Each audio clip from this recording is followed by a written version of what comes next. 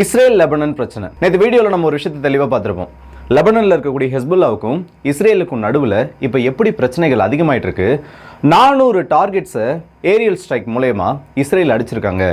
பதிலுக்கு ஹெஸ்புல்லாவும் ஒரு 115 ராக்கெட்ஸ் வரைக்கும் ஒரே டைமில் இஸ்ரேலோட பொசிஷன்ஸை நோக்கி ஃபயர் பண்ணி ஒரு கணிசமான அளவு இழப்புகளை இஸ்ரேலுக்கு ஏற்படுத்தியிருக்காங்கன்னு சொல்லிட்டு இதுக்கப்புறம் வந்த கிளைம், இதுக்கப்புறம் வந்த நியூஸ் எல்லாமே இல்லை இஸ்ரேலுக்கு பெருசாக மேஜராக எந்த ஒரு டேமேஜும் ஏற்படல, ஒரு சில இடங்களில் இம்பாக்ட் இருந்ததா சொல்லப்பட்டிருந்த அதே டைமில் இன்றைக்கி ஒரு சில சேட்டலைட் இமேஜஸ் ஆனது லீக் ஆக ஆரம்பிச்சிருக்கு.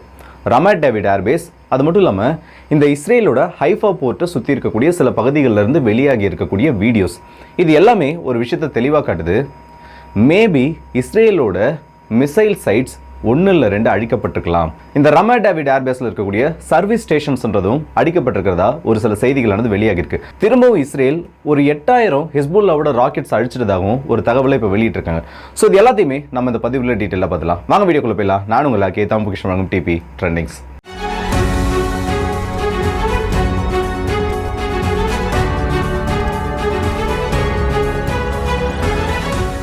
உலக நாடுகள் எல்லாத்தோட கவனமும் இந்த மத்திய கிழக்கில் நடந்துட்டு இருக்க இந்த ஒரு பிரச்சனையை நோக்கி திரும்ப ஆரம்பிச்சிருக்கு. ஐநா சபை, அமெரிக்கா, ஐரோப்பிய ஒன்றியம், இவங்க எல்லாருமே ஒரே குரலில் இப்போ பேச ஆரம்பிச்சிருக்காங்க.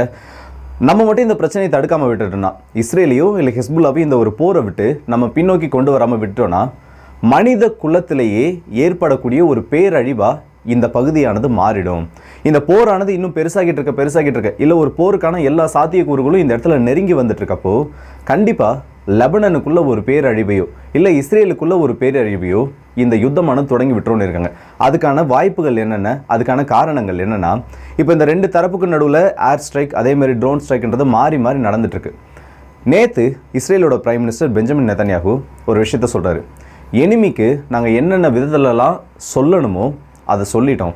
மேபி அவங்க புரிஞ்சிட்டு இருப்பாங்க. ஒருவேளை அவங்க அண்டர்ஸ்டாண்ட் பண்ணலனா வரப்போகிற நாட்களில் கண்டிப்பாக அதை புரிஞ்சுப்பாங்க. இன்டெரக்டாக இங்கே என்ன விஷயத்த சொல்கிறாங்கன்னா, ஹெஸ்புல்லாவுக்கு நாங்கள் இப்போ கொடுத்துருக்கிறது ஒரு மிகப்பெரிய வார்னிங். இதை மட்டும் ஹெஸ்புல்லா புரிஞ்சுக்காமல் விட்டுட்டாங்க, இல்லை தொடர்ந்து இதே மாதிரி ஒரு சில பிரச்சனைகளை இஸ்ரேலோட பார்டரில் பண்ணிக்கிட்டே இருந்தாங்கன்னா வரப்போகிற நாட்கள், வரப்போகிற ஒவ்வொரு வாரங்களும் ஹெஸ்புல்லாவுக்கு மேஜர் ப்ளோ கொடுத்துக்கிட்டே இருப்போம். இஸ்ரேலோட டிஃபென்ஸ் மினிஸ்டர், ஐடிஎஃபோட ஸ்போக்ஸ் பர்சன், ஐடிஎஃபோட சீஃப் கமாண்டர் எல்லாரும் இப்போ ஒரு விஷயத்தை கன்ஃபார்ம் பண்ணியிருக்காங்க. அவங்களோட ஷிஃப்ட், அவங்களோட ஃபோக்கஸ்ன்றது நார்த்தன் பகுதிகளை நோக்கி இப்போ போக ஆரம்பிச்சிருச்சு. வடக்கு பகுதிகளுக்கு யுத்தமானது பரவிருக்கிறது இந்த 2 நாடுகளுக்கும் ஒரு சரியான விஷயம் இல்லை. நேற்று ஹெஸ்புல்லா இந்த 115 ராக்கெட்ஸை ஃபயர் பண்ணப்போ மேஜரான பிரச்சனை எதுவும் இல்லைன்னு சொல்லியிருந்தாங்கல்ல. இது அந்த ரமேட் டேவிட் ஏர்பேஸோட கடந்த ஒரு வாரத்துக்கு முன்னாடி இருந்த இமேஜ், அதுக்கப்புறம் இன்னைக்கு எடுக்கப்பட்ட, அதாவது லேட்டஸ்ட்டாக அந்த அட்டாக் நடந்ததுக்கு அப்புறம் எடுக்கப்பட்ட இமேஜ். இது 2த்தையும் பார்த்தோன்னா 3 இடங்களில் அந்த ராக்கெட் ஆனது இம்பாக்டை ஏற்படுத்தியிருக்கு. ஹெஸ்புல்லாவால் ஃபயர் பண்ணப்பட்ட அந்த ராக்கெட்ஸ்ன்றது 3 இடங்களில் இம்பாக்டை ஏற்படுத்தியிருக்கு. இந்த 3 சர்வீஸ் ஸ்டேஷனும் சொல்கிறாங்க. ஆனால் இஸ்ரேல் இதை பற்றி பெருசாக இன்னும் எதுவுமே வெளியில் சொல்லலை. இந்த இடத்துல டேமேஜ் ஏற்பட்டிருக்குன்னு கூட சொல்லலை. ஸோ இந்த யுத்தத்தை பொறுத்த வரைக்கும் நிறைய விஷயங்களானது வெளியில் வர மாட்டேங்குது. நிறைய விஷயங்கள் உலகத்தோட பார்வையிலிருந்து மறைக்கப்பட்டுக்கிட்டு இருக்கு. இந்த இடத்துல ஹெஸ்புல்லாவோட ஸ்ட்ராட்டஜி, இஸ்ரேலோட ஸ்ட்ராட்டஜியும் ரொம்பவே தெளிவாக தெரியுது. ஹெஸ்புல்லாவை பொறுத்த வரைக்கும் இஸ்ரேலோட அயன் டோம் இன்டர்செப்டாரோட மிசைல்ஸை அவங்க இப்போ ட்ரெயின் பண்ண ஆரம்பிச்சிருக்காங்க. ஏன்னா இந்த யுத்தத்தோட தொடக்கத்தில் இந்த காசா வர ஆரம்பிச்சதுக்கு அப்புறமா கடந்த ஏப்ரல் மாதத்துக்கு முன்னாடி வரைக்கும் அதிகமாக அயன் டோம் இன்டர்செப்டாரை இந்த இடத்துல இஸ்ரேல் பயன்படுத்தலை.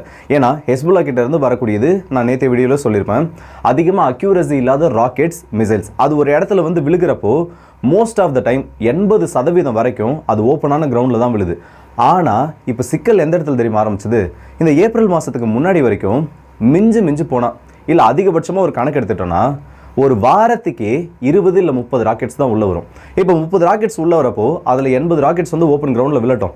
மீதி 20% எடுத்தனா வெறும் 6 ராக்கெட்ஸ் தான்.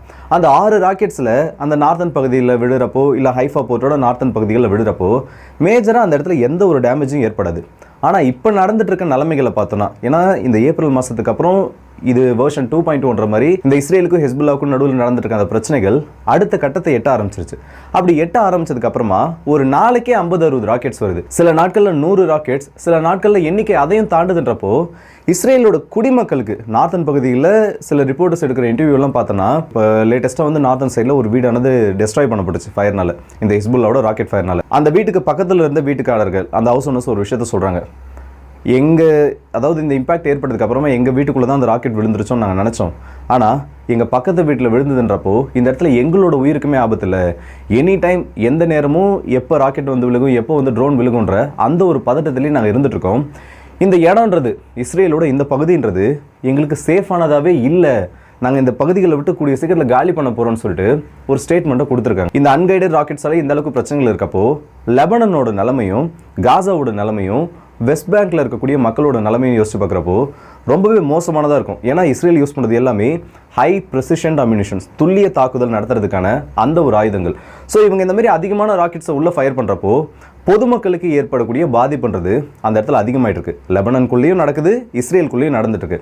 இப்போ அதிகமாக இந்த ராக்கெட்ஸை உள்ளே அனுப்புகிறப்போ 2 விஷயங்கள் இதனால் ஹெஸ்புல்லாவால் அச்சீவ் பண்ண முடியும். ஒன்று, அந்த பகுதியில் இருக்கக்கூடிய மக்களை வெளியேற்றது மூலயமா இஸ்ரேலுக்கு இன்டெரக்டாக ஒரு ப்ரெஷரை போடுறது. 2வது விஷயம், அயன்டோமோட இன்டர்செப்டார்ஸை ட்ரெயின் பண்ணுறது. நீங்கள் இஸ்ரேலோட எந்த ஒரு நியூஸை வேணால் எடுத்து பாருங்கள், அது ப்ரோ இஸ்ரேல் சேனல்ஸாக இருக்கட்டும், இல்லை இஸ்ரேல் சம்மந்தப்பட்ட செய்திகளை வெளியிடுற ஊடகங்களாக கூட இருக்கட்டும், எல்லாருமே ஒரு விஷயத்த சொல்லியிருப்பாங்க. இத்தனை மிசைல்ஸ் உள்ளே வந்துச்சு, 80 மிசைல் உள்ளே வந்துச்சு, அதில் 80 மிசைல்ஸில் நாங்கள் 75 மிசைல்ஸ் இன்டர்செப்ட் பண்ணிட்டோம், இத்தனை மிசைல்ஸ் இன்டர்செப்ட் பண்ணிட்டோம் சொல்லிட்டு. இதில் எலக்ட்ரானிக் வார்ஃபேர் சிஸ்டம் பற்றி மேஜராக இந்த இடத்துல கேள்விப்பட்டிருக்க மாட்டோம். ஏன்னா இவங்க அனுப்புகிற அந்த நார்மலான ராக்கெட்ஸை எலக்ட்ரானிக் வார்ஃபேர் சிஸ்டம் வச்சு மேஜராக ஒன்றும் பண்ண முடியாது, அதை கீழே டவுனும் பண்ண முடியாது. ஆனால் ட்ரோன்ஸை மட்டும் டவுன் பண்ணலாம். இப்படி இருக்கப்போ இவங்க ஃபயர் பண்ணுறது இல்லை இந்த இடத்துல யூஸ் பண்ணிட்டு இருக்கிறது எல்லாமே அதிகமாக அயன்டோம் இன்டர்செப்டர் தான். ஒரு அயன்டோம் இன்டர்செப்டரோட விலையில் 10ல் 1 மடங்கு கூட கிடையாது உள்ளே வரக்கூடிய அந்த ஹெஸ்புல்லாவோட ராக்கெட்ஸ். இப்படி விலை கம்மியான ராக்கெட்ஸை உள்ளே அனுப்பி இந்த இடத்துல அயன்டோம் இன்டர்செப்டரை இவங்க சேச்சுரேட் பண்ணிட்டு இருக்காங்க. சேச்சுரேட் பண்ணுறதுன்றதையும் தாண்டி இந்த இடத்துல இன்டர்செப்டர் மிசைல்ஸை ட்ரெயின் பண்ணிட்டு இருக்காங்க. இன்னும் நிறைய ஹை அக்யூரசி இல்லை அதிக டெக்னாலஜியை கொண்ட மிசைல்ஸ் ஹெஸ்புல்லாவோட ஆர்சனலில் இருக்குது. இப்போ கொஞ்ச நாளைக்கு முன்னாடி ஹவுதிஸ் ஒரு பாலிஸ்டிக் மிசைல் ஃபயர் பண்ணதாக சொன்னாங்கல்ல, ஹைப்பர்சானிக் பாலிஸ்டிக் மிசைல். அதே மாதிரி டெக்னாலஜிஸ் இவங்க கிட்ட இருக்குது. ஆனால் இன்னும் அதிகபட்சமாக அந்த டெக்னாலஜியை இல்லை அந்த ஏவுகணைகளை இவங்க எந்த இடத்துலையும் பயன்படுத்தலை. ஸோ இப்படி அயன்டோமை ஒரு பக்கம் திசை திருப்பிட்டு ஒருவேளை இந்த யுத்தமானது பெருசாச்சு, இல்லை இந்த யுத்தமானது நாளைக்கு ஒரு கிரவுண்ட் இன்வேஷன் வரைக்கும் போச்சுன்னா அந்த டைமில் கீ டார்கெட்ஸ்னு ஒரு சில இடங்கள் எடுத்து வச்சிருப்பாங்க. இந்த அம்யூனிஷன் டிப்போர்ட்ஸ், இந்த ரஷ்யா உக்ரைன் போரில் எப்படி இப்போ உக்ரைன் பண்ணிட்டு இருக்காங்களோ அதே மாதிரி ஒரு சில இடங்களை குறிவைக்கிறதுக்காக மேபி ஹெஸ்புல்லா இப்போ இந்த மாதிரி ஒரு சில ஸ்ட்ராட்டஜிஸை ஃபாலோ பண்ணிட்டு இருக்கலாம்னு சொல்கிறாங்க. அப்படியே இன்னொரு பக்கம் இஸ்ரேலோட டெக்னிக்கை பார்த்தோன்னா நீங்கள் எத்தனை பேர் இதை கவனிச்சிருப்பீங்கன்னு தெரியல. காசாவில் ஏற்பட்ட பிரச்சனையாக இருக்கட்டும், அது இல்லாமல் பாஸ்ட் ஒரு 4 நாட்களாக இஸ்ரேல் இந்த பேஜர் எக்ஸ்ப்ளோஷனுக்கு அப்புறமா லெபனனுக்குள்ளே பண்ணிட்டு இருக்க அந்த ஒரு பிரச்சனைகளாக இருக்கட்டும், ஒரு கிரவுண்ட் இன்வேஷனுக்கு இவங்க என்னெல்லாம் ரெடி பண்ணிட்டு இருப்பாங்களோ அது எல்லாத்தையுமே இப்போ பண்ண ஆரம்பிச்சிட்டாங்க. ஒரு போரானது 2 நாடுகளுக்குள்ளே இல்லை 2 தரப்புக்குள்ளே நடக்குதுன்னா எடுத்தோம் கவுத்தோன்னு ஒரு விஷயத்த செய்ய மாட்டாங்க. டைரெக்டாக போயிட்டு அடிக்கிறது, இல்லை எடுத்த உடனே கிரவுண்ட் இன்வேஷனை ஸ்டார்ட் பண்ணுறதுன்னு இல்லை நல்ல ஒரு திட்டமிடுதலை கொண்ட நாடு அதை பண்ணவே மாட்டாங்க. முதல்ல ஏர் ஸ்ட்ரைக்கை மட்டும் தான் பண்ணுவாங்க. ஏர் ஸ்ட்ரைக் பண்ணி ஒரு 10லேருந்து 15 கிலோமீட்டர் வரைக்கும் இவங்களுக்கு எந்தெந்த இடத்துல அந்த டிஃபென்ஸ் லைன்ஸ் இருக்கோ, எனிமியோட டிஃபென்ஸ் லைன்ஸ் இருக்கோ, இல்லை எனிமி வந்து அந்த அஃபென்சிவ் ஆப்ரேஷனுக்கு பயன்படுத்தக்கூடிய ஆயுத அமைப்புகள், rocket launchers, MLRS system, artillery system, அது மட்டும் இல்லாமல் மிசைல் சைலோஸ், இது எல்லாம் எந்த இடத்துல இருக்கோ அது எல்லாத்தையுமே டிஸ்ட்ராய் பண்ணிவிடுவாங்க. ஏன்னா அப்போ தான் இவங்க இந்த கிரவுண்ட் ட்ரூப்ஸை உள்ளே அனுப்புகிறப்போ பேக்கப் சப்போர்ட்டுக்கு உள்ளே வரக்கூடிய ட்ரூப்ஸ் மேலேயும் இல்லை ஆர்ட்லரி யூனிட்ஸ் மேலேயும் உடனடியாக ஒரு தாக்குதலை எதிரிகளால் அந்த இடத்துல இருந்து பண்ண முடியாது. அதே விஷயத்தை தான் இப்போ இஸ்ரேலும் பண்ணிட்டு இருக்காங்க. ஸோ இந்த கால்குலேஷன்ஸ் எல்லாம் இஸ்ரேல் பண்ணுற மாதிரி போயிடுச்சுன்னா கண்டிப்பாக வரப்போகிற வாரங்களில் ஹெஸ்புல்லாவோட நிலைகளுக்குள்ள இஸ்ரேலோட கிரவுண்ட் இன்வேஷன்ன்றது கண்டிப்பாக நடக்கும். அதுக்கு ஒரு உதாரணமாக தான் இப்போ இந்த கடந்த 2 நாட்களில் நடத்தப்பட்ட ஏரியல் அட்டாக்ஸில் 8000 ராக்கெட்ஸு, ஹெஸ்புல்லாவோட ஆர்சனலில் இருக்கக்கூடிய 8000 ராக்கெட்ஸை நாங்கள் டிஸ்ட்ராய் பண்ணியிருக்கோன்னு ஐடிஎஃப் இன்னைக்கு அஃபிஷியல் ஸ்டேட்மெண்ட்டில் ஒரு விஷயத்த சொல்லியிருக்காங்க. இது எந்த அளவுக்கு ரொம்ப ஒரு பெருசுனா 1,00,000 ராக்கெட்ஸ்ன்றது ஓப்பன் சோர்ஸ் இன்டெலிஜென்ஸ் கிடைக்கக்கூடிய அந்த ஒரு பேஸ் மூலமா ஹெஸ்புல்லா கிட்ட இப்போ அவங்களோட ஆர்சனலில் இருக்குது. மேபி இஸ்ரேல் வந்து சொல்லக்கூடிய கணக்குகள் இந்த இடத்துல உண்மையாக இருந்ததுன்னா மேபி ஒரு 10% வரைக்கும் இந்த 2 நாட்களில் ஹெஸ்புல்லாவுக்கு இழப்புகளாக இவங்க ஏற்படுத்துறதுக்கான முயற்சிகளை பண்ணியிருக்கலாம். ஆனால் இந்த 1,00,000ன்றது வெளியில் தெரியக்கூடிய கணக்கு தான். இதை விட நிறைய ஆயுதங்கள் இருக்கலாம், இன்னும் நிறைய வந்து அவங்க வெளி உலகத்துக்கு தெரியாமல் மறைச்சு வச்சிருக்கலாம். எப்படி பார்த்தாலும் இந்த 2 நாளில் இஸ்ரேல் வந்து ப்ரீஎம்டிவ் ஸ்ட்ரைக்ஸ் நடத்த ஆரம்பிச்சிருக்காங்க. இது எல்லாமே அவங்களோட ஒரு கிரவுண்ட் இன்வேஷனுக்கான அந்த ஒரு முதற்படியை தான் காமிக்க ஆரம்பிச்சிருக்குது. அமெரிக்கா இப்போ வந்து நிறைய விஷயங்களே இதை கன்சர்னாக பேச ஆரம்பிச்சிருக்காங்க. நாங்கள் வந்து எங்களால் என்னெல்லாம் பண்ண முடியுமோ அதெல்லாம் பண்ண ஆரம்பிச்சிருக்கோம். ஜோ பைடன் வந்து ஒயிட் ஹவுஸில் கொடுத்துருக்க ஒரு இன்டர்வியூவில் சொல்லியிருக்காரு, இஸ்ரேலையும் ஹெஸ்புல்லாவையும் ஒரு வாருக்கு போகிறதில்ல, ஒரு போருக்கு இந்த 2 தரப்புகளும் நேரடியாக போய் சண்டை போடுறத எந்த அளவுக்கு எங்களால் தடுக்க முடியுமோ, எங்களால் என்னெல்லாம் பண்ண முடியுமோ அது எல்லாத்தையுமே நாங்கள் பண்ணிகிட்டு இருக்கோம். அது மட்டும் இல்லாமல் லெவல் 4 ட்ராவல் அட்வைசரிஸ்ன்றதும் இந்த லெபனனோட சதன் பகுதிகளில் இருக்கக்கூடிய அமெரிக்கர்களுக்கு கொடுக்கப்படுது. உங்களுக்கு என்ன மீடியம் ஆஃப் டிரான்ஸ்போர்ட் கிடைக்குதோ, கமர்ஷியல் இல்லை வேறு எது கிடைச்சாலும் உடனடியாக லெபனனோட சதன் பகுதிகளை காலி பண்ணிட்டு வந்துருங்க. முடிஞ்சால் நீங்கள் லெபனனை விட்டு வெளியில் வந்துருங்கன்னு பேச ஆரம்பிச்சிருக்காங்க. ஐரோப்பிய ஒன்றியமும் ஒரு விஷயத்த சொல்லியிருக்காங்க. மிடில் ஈஸ்டில் நடந்துட்டு இருக்க இந்த ஒரு சின்ன தீப்பொறி ஒரு பெரிய தீயாக மாறுறதுக்கு முன்னாடி நம்ம இது எல்லாத்தையுமே தடுத்து நிறுத்தியாகணும். இல்லைனா மிகப்பெரிய அழிவுகளை, மிகப்பெரிய இழப்புகளை இந்த மிடில் ஈஸ்ட்டில் நம்ம நடக்கிறதுக்கு அனுமதிச்சதா ஆகிடும்னு சொல்லிட்டு அவங்களோட ஸ்டேட்மெண்ட்ஸே சொல்லிட்டு இருக்காங்க. ஸோ இந்த ரெண்டு தரப்போட ஸ்ட்ராட்டஜி இப்போ ரொம்ப தெளிவாயிடுச்சு. ஹெஸ்புல்லா ஒரு விஷயத்த சொல்லிட்டாங்க, இது எங்களோட இனிஷியல் ரெஸ்பான்ஸ் தான், வரப்போகிற நாட்களில் இதை விட நாங்கள் மோசமாக அடிப்போம்னு சொல்லிட்டு. இன்னொரு பக்கம் ஒரு கிரவுண்ட் இன்வேஷன், இந்த ஒரு 10 to 15 கிலோமீட்டருக்காவது பின்னாடி ஹெஸ்புல்லாவை தள்ளிக்கிட்டு போகணும். ஏன்னா ஐடிஎஃபோட ஸ்டேட்மெண்ட்டு அதை சொல்லிட்டாங்க. பெஞ்சமின் நெத்தன்யாஹூ ஒரு விஷயத்த சொல்லிட்டாரு, நாங்கள் என்னைக்கு ஹிஸ்புல்லாவை இந்த பகுதிகளை விட்டு பின்னோக்கி போக வைக்கிறோமோ அன்னைக்கு தான் நார்த்தன் பகுதிகளுக்கு எங்களோட மக்களை நாங்கள் சேஃபாக கொண்டு போயிட்டு விட முடியும். ஸோ இது இப்படி எல்லாமே நடந்துட்டு இருக்க வரைக்கும், ஹிஸ்புல்லாவோட அட்டாக்ஸ் இருக்க வரைக்கும் வடக்கு பகுதிகளானது சேஃபானது கிடையாதுன்னு சொல்லிட்டாங்க. இவங்க எல்லாரையும் பின்னோக்கி போக வைக்கிறதுக்கு கண்டிப்பாக இஸ்ரேல் ஏதோ ஒரு பெரிய விஷயத்த பிளான் பண்ணிட்டு இருக்காங்க. இதுக்கு நடுவில் ஒரு நியூஸ் ஆனது வெளியில் வந்திருக்கு. என்னன்னு பார்த்தீங்கன்னா, யஹ்யா சின்வர், ஹமாஸோட இப்போ பொலிட்டிக்கல் தலைவர், அவர் நேற்று நடத்தப்பட்ட ஒரு ஏர் ஸ்ட்ரைக்கில் கொல்லப்பட்டதா ப்ரோ இஸ்ரேலை சார்ந்த நிறைய ஊடகங்கள், நிறைய டெலிகிராம் சேனல்ஸ் ஒரு செய்தியை வெளியிட்டிருக்காங்க. இது இப்போ தான் ஒரு சின்ன ஒரு ஸ்பார்க்காக ரைஸ் ஆக ஆரம்பிச்சிருக்கு. ஆனால் இதோட அத்தென்டிசிட்டி என்ன, அவரோட கம்யூனிகேஷன்ஸ்ன்றது லாஸ்ட்டாக இருக்கிறதா சொல்லியிருக்காங்க. அதனால் அவர் கொல்லப்பட்டிருக்காரா இல்லை வேறு ஏதாச்சும் பிரச்சனைகளான்றது வரப்போகிற நாட்களில் தெரியும். ஆனால் இப்போதைக்கு இது ஜஸ்ட் ஒரு நியூஸாக வெளியில் வந்திருக்கே தவிர இதை யாரும் இன்னும் கன்ஃபார்மும் பண்ணல, வெரிஃபையும் பண்ணல.